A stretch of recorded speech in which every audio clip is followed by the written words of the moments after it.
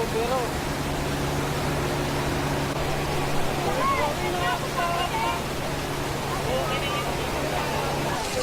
Nagsimula daw po yun sa, sa bubong kasi sabi daw po may anong apoy.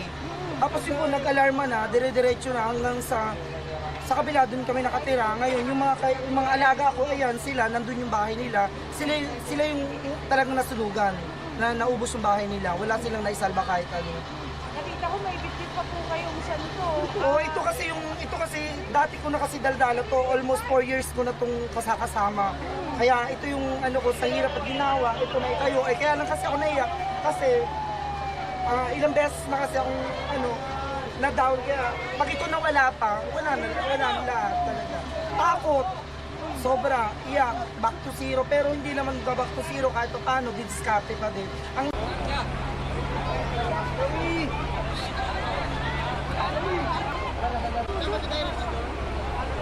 Wala yung sunog sa baby things eh. Bali, biglaan rin po kasi yung sunog. Yung nalaman namin malakas na siya. Hindi man lang nahin ko na maliit pa lang. May mga ano ba kayo, sir? May mga gamit po kayo pa. Ito po yung mga gamit namin dito. Ano, sir? Sino yung mga kasama niyo nakalabas sa pagkulangan? Lahat naman po, kompleto naman po. Awa ng Diyos. Kamusta kayo ngayon, sir? Ano nangyayari? Dahil ano pa rin yung pagkakaroon ng Dasal lang po siguro pagka hindi po tuloy. Pagkula lang din ng mga bumbero yung responding.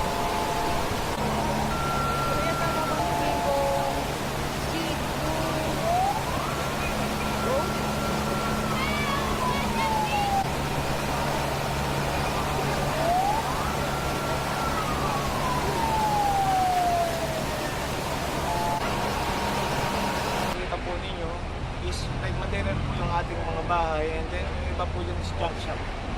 So mabilis po siya na kumalat yung apoy.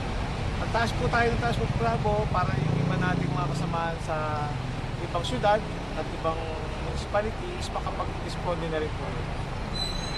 Sir, kumusta po yung pagdugtong-dugto natin? Kasi mga papasok yung eskinita, nakadagdag pa yun sa ano. Kasi may mga nakita kami, nakuha na namin ng footage, talagang umakit na sa bubong yung mga bombero po natin. Yes ma'am, yes ma'am. Lahat po ang bumbero po natin, PNP at ang ating mga volunteers, tulong-tulong po kanina sa pagkapula ng apoy. Siyempre, pag tayo papasok, sila naman palabas, so yung ating may antites eskinita, nagsasalubong tayo doon. So nagkakaroon tayo ng delay sa operation.